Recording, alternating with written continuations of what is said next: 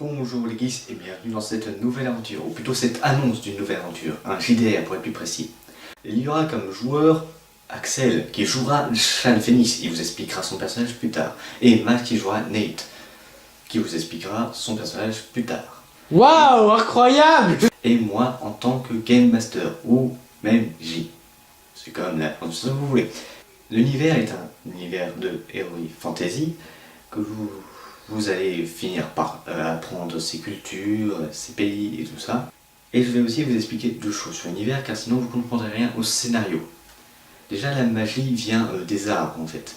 Les racines des arbres vont jusqu'au noyau qui fournit les arbres en tant fournit les arbres de magie, de psyché. Ainsi que les feuilles dégagent la magie dans l'air.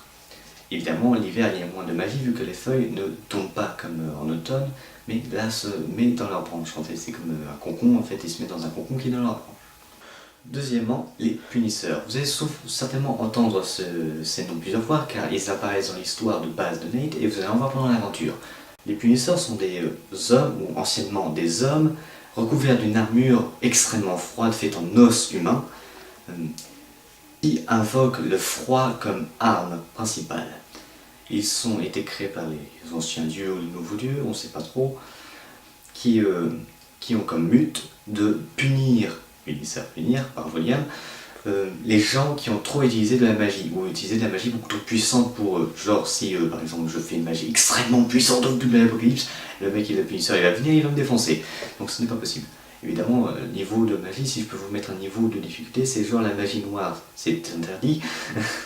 Et au niveau de détruire une ville, ça pourrait commencer à faire chier les punisseurs, oui.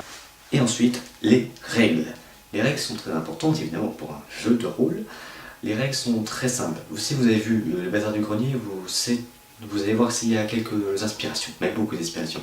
Déjà les postures. Il y a offensif, qui permet au joueur, s'il est en offensif, de faire son dégât max, plus d'avoir un bonus de 5 en physique. Ensuite, il y a focus, qui donne un bonus de 5 en concentration et un bonus de 10 en magie. Plus une économisation de 2 points de psy lors d'un sort. Par exemple, si Sean veut faire un sort et que ça doit lui coûter de base de 4 points de psy, il va en devoir dépenser que 2 s'il est en focus. Dans le cas contraire, il en dépense 4. Ou plus, ça dépend de la puissance de son sort, s'il veut rajouter des points de psy ou des points de PV si ça se trouve. Oui, car le joueur pourra, s'il n'a plus de psy, utiliser ses points de vie. D'ailleurs, si la personne arrive à 0, il ne sera pas mort comme dans l'aventure, il sera juste dans le coma. Par contre, s'il arrive à moins de 10, là, il aura très peu de chances de survivre. Ensuite, je veux dire quoi ?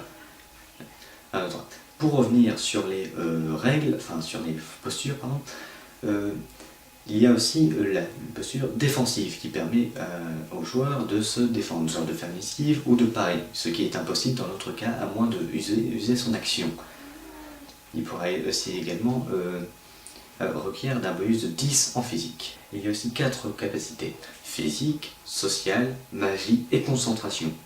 J'ai voulu séparer magie et concentration pour pas qu'on se perde dans les trucs de mental et de physique. Bref, et je vais vous passer les détails techniques.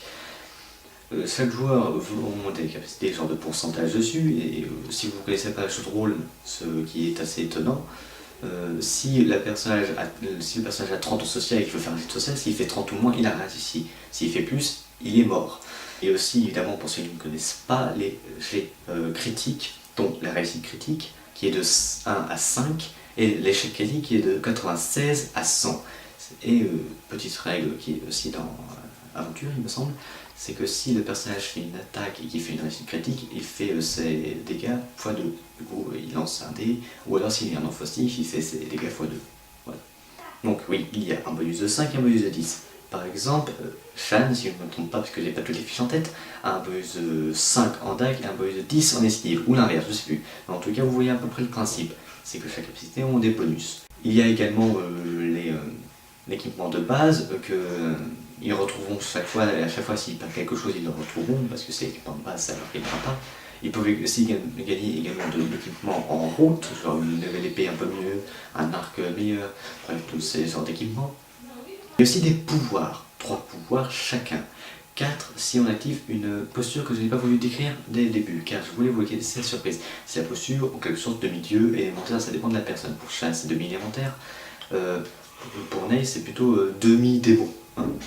En quelque sorte, c'est pas trop décrit dans l'histoire vu que lui-même ne sait pas ce que c'est comme demi quoi. Mais en tous les cas, ses pouvoirs sont assez craqués et ne sont activés que lors de cette posture. D'ailleurs, par exemple, la posture élémentaire, car ce sera la dernière chose dans les règles que j'aurai à vous décrire, c'est que toutes les postures que je vous ai décrites, genre en facilité, fossus, sont activées quand vous activez la posture élémentaire, c'est-à-dire que vous avez 4 en même temps. De plus, comme je vous ai décrit avant, vous avez le pouvoir de citer.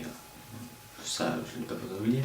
Par contre, un petit problème, c'est que par exemple, si le personnage a un de psy et un de PV, il va devoir utiliser 10 PV du psy. Alors là, vous avez rien compris. C'est que, par exemple, si le personnage a 0,1 PV et 10 de psy, quand il passera en posture élémentaire, il va tout reprendre. Mais quand il va repasser en posture normale, il va devoir user 10 de ses points. Du coup, s'il a 10 de psy, il va user ses 10 de psy, parce qu'il a certainement pas envie d'utiliser ses PV. Mais par contre, s'il passe de 1 de psy et 1 de PV, il va devoir user le psy et le dernier PV restant. Et du coup, passer en négatif.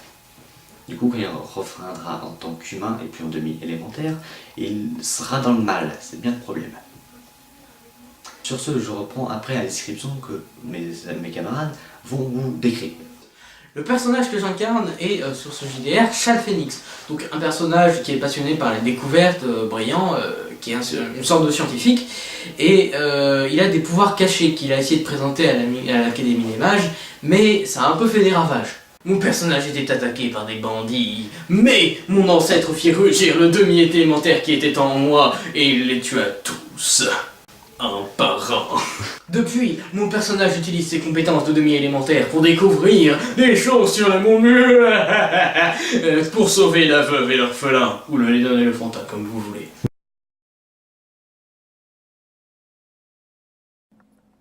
Nate a 20 ans. Lui et sa petite sœur étaient orphelins dans un village et ils volaient pour vivre. Cependant, ils ne volaient qu'en cas de nécessité. En effet, il aspirait à devenir chevalier et il était fidèle de l'église du pouvoir.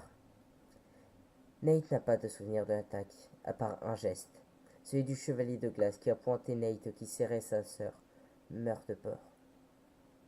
Il se réveilla chez Zem, un alchimiste passionné d'histoire avec son bras droit, Igor, qui avait ramené le paladin chez le vieil homme. Il ne sait pas grand-chose d'autre, à part que sa sœur s'appelle Zoé et que son cadavre n'était pas au village. Il ne se souvient plus de son nom, et n'est même pas sûr que Nate soit son vrai nom. Mais il est sûr que sa sœur est encore en vie, et qu'il est prêt à se mettre en danger pour la retrouver. Avant de partir, Zem lui a donné une clé mort et Igor une armure, toute sombre et froide.